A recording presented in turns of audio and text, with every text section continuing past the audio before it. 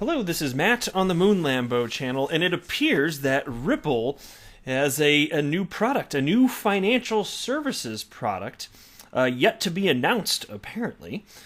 And you can tell it's even got that new financial services product smell that we all have come to love, which is really just glue. Holds it all together. You're smelling glue, guys. But here's a headline from crypto media outlet U Today. Ripple registers brand new trademark applications, and I'm going to share with you the details herein. I've also got this story, also from U Today. 2 Ripple partners are expanding on opposite sides of globe, U.S. and Asia. Yes, indeed, there are all sorts of developments occurring with Ripple as the catalyst, them and their technology. But before we go any further, ladies and gentlemen, boys and girls, if you would please ever so delicately tap that like button. But don't smash it, only dorks smash the like button, and you know that you're a cool person. You know that about yourself, but you're so humble you wouldn't say that. I'll say it for you, you're super cool. Now, since I've complimented you sufficiently, return the favor by subscribing to the Moon Lambo channel, because if you do, all of your wildest dreams will come true. Vote for Pedro. All right, let's dive in now. San Francisco-based blockchain company Ripple has filed with the United States Patent and Trademark Office, or the USPTO for short, to register 2 new trademark applications. The latest trademark, Ripple Impact, was filed on August 19th.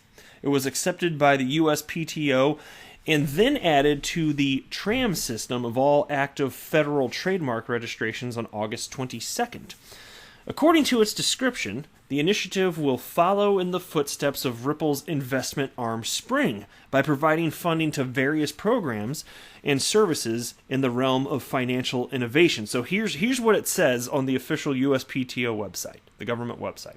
Ripple Impact.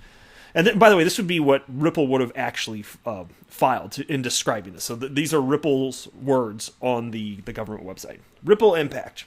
Trademark registration is intended to cover the categories of charitable foundation services, namely providing fundraising activities, supplemental funding, capital improvement funding, scholarships, and financial assistance for programs and services of others in the field of financial technology. And so while this hasn't been announced officially by Ripple, certainly not to my knowledge, you can try Googling it, I couldn't find a damn thing. It looks like it is purely going to be something that's more on the charity side. And obviously Ripple, the company as a whole, has been rather generous for all sorts of different purposes, including taking care of the situation in their own backyard in San Francisco, which I've highlighted on the channel in the past. And it looks like this is just going to be an expansion of this, and they're formalizing their effort, and they're putting a name on it. And so they got a logo for it, Ripple Impact. Cool stuff. Now, the next one is perhaps a little bit more interesting. RIPPLEX, or the way it's written out, I just think it looks like RIPPLEX. RIPPLEX, that's kind of fun to say. Try it with me. RIPPLEX. It's another trademark that was also added earlier this month with 2 different logos. It appears to be a brand new Ripple product that deals directly with financial services. Again, this one's also not announced by Ripple. And here's how Ripple described it, and this is what is on the official USPTO website. RIPPLEX or RIPPLEX. See, you never know how they want. Like this one's, you could reasonably guess it's just RIPPLEX. But I tell you, like when Spring was announced, every YouTuber on the, and this is before I had my channel, I think. So like every YouTuber on the planet, and I don't blame them one bit, they were saying Xpring, which is what it looks like, right? It looks like Xpring. It's like, why are you making all of your awesome products and services so difficult to know how to say? Like it's so difficult to know how to pronounce them. This one's not as bad, though. But anyway, RIPPLEX, another trademark. Oh, wait, I'm sorry. Oh, see, here's... sorry, one sentence too high. Here's Ripple's description of RIPPLEX. Trademark registration is intended to cover the categories of electronic financial services, namely monetary services for receiving and disbursing remittances and monetary gifts in fiat currency and virtual currencies over a computer network, and for exchanging fiat currencies and virtual currencies over a computer network. And there's the logo on the screen right now. They have 2 different ones, actually. And so in reading that, I read it for the first time, and then I paused and I thought, I don't know what the hell that is, because it's so vague, and usually stuff like that's by design. Like if you're making a filing like this for trademark, it's not uncommon. Like you have to put a description, right? But it's not uncommon to like sufficiently cover it fine, but in such a way that there aren't details. So like as far as the application of this could be any number of things. I kind of don't even want to hazard a guess at this, because it could be so many different things. I don't know. I can tell you that it's something it's going to be a financial service and have something to do with monetary services and monetary gifts, because it says that there. It's about as far along as I can get with that. Now, in looking at this page, though, this is the USPTO website here for Ripple Labs, Inc., and it was kind of fun to scroll through this, because it's got, I think it's probably all of their filings, presumably, because it's going back to like 2012. And so you can see here's Ripple Impact, here's Ripple Net, RIPPLEX, along with the other RIPPLEX here, right? So they have two different RIPPLEX ones. And there's another one. There's actually, I'll share with you the one that was most interesting to me, because I hadn't seen. Maybe somebody had covered this at some point, but I personally had not seen it. Again, I don't pretend to know everything. I just want to share with you what I've learned, and you guys share all sorts of neat stuff with me, so it's a fun time. But you can see they got Pay ID here. By the way, my next video is going to be about Pay ID. It would have been too much to throw into this video, but there's some interesting goings on. So it deserves its own video. Something's happening with Ripple there. Here's their Blockstars podcast. Runs on Ripple. Here's the old. This one was the green one. This one was Xcurrent. Yeah, that's right. So this green one. These have been retired because there's been new branding. So Xcurrent, Xrapid, Xvia no longer exists. It's just broadly known as RippleNet and on-demand liquidity in the case of Xrapid. But these little green waves, that was Xcurrent. These little orange things here, these little stick-looking orange things, that was Xrapid, and then the one up here was Xvia. And then here's the one, though, that really caught my attention. Xpool. This came up initially a couple years ago, and I really wish I could remember all the specifics, but allegedly somebody even asked Brad Garlinghouse about it, and he said, I'm not aware of anything called Xpool. I remember that, and that could have been hearsay, so I'm not saying definitively that happened, but it may have been on like XRP chat. Like it's been a while since that had come up, and it's never, to my knowledge, been publicly stated if Xpool exists or what it would be. And so here you go. Like Ripple actually, this is the first time that I had ever learned definitively that Ripple came up with something called Xpool. Before that, if you would ask me like yesterday, is Xpool thing, I'd be like, yeah, I remember that coming up. I don't know if it's a real thing or what. Well, no, it's a real thing. And so as far as what it would be based on the name, you can only speculate. That one, I would hazard a guess. I will hazard a guess on this one, that it would have something to do with pools of liquidity. That would be my very best guess. And so maybe they just want to label it as a trademark to describe some sort of partnership that they have with exchange partners and pools of liquidity, maybe something like that.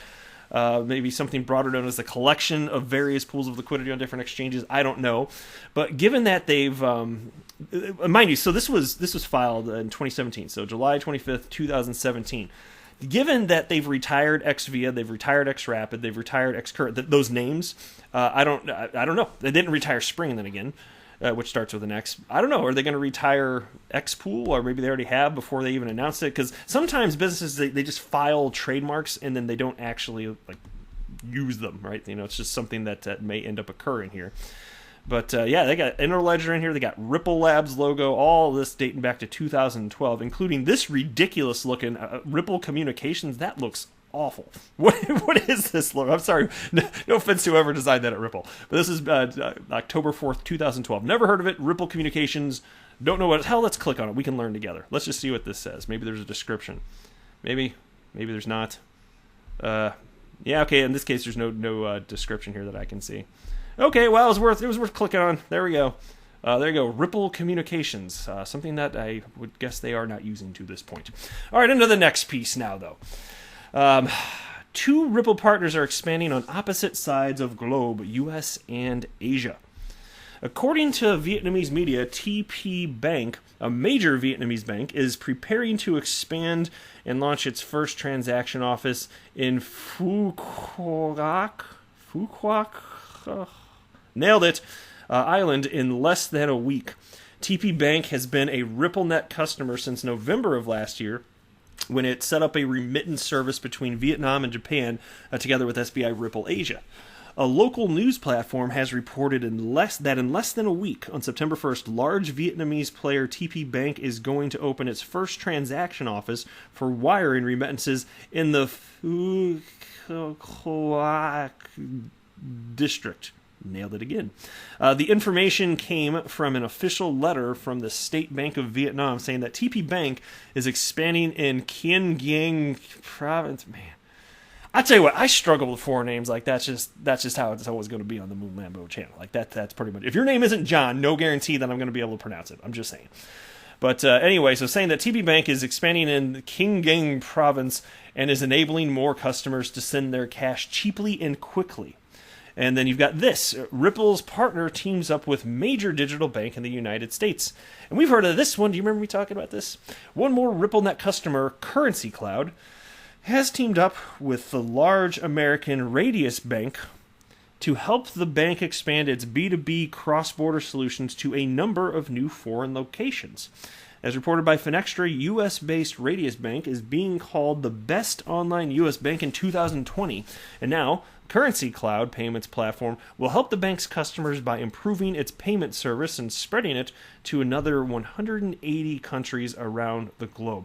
Yeah, because funny enough, banks are not as good at payments as other types of companies, like especially fintech companies and even remittance firms. Who would have thunk, right? Because, banks traditionally, like, they're just using ancient railways at this point to move money, and there's a better way to do things. Even if you're not talking about XRP as a bridge currency for settlement, even outside of that, there's a better way to do things. But anyway, COO at Radius Bank, Phil Peters, stated that since the digital bank is always growing and expanding, they wanted to enable their customers to make payments to any corner of the world without delays. And he said, quote, "Our integration with Currency Cloud allows us to do just that." And so I don't know about you, but I like seeing entities working with Ripple, customers of Ripple, expanding and doing well. This is good for the ecosystem as a whole. Always happy to report on something like this. But that is it for this video. I am not a financial advisor. Do not buy or sell anything because of anything that I say or write. That would be a very, very, very bad idea. Until next time, to the Moon Lambo!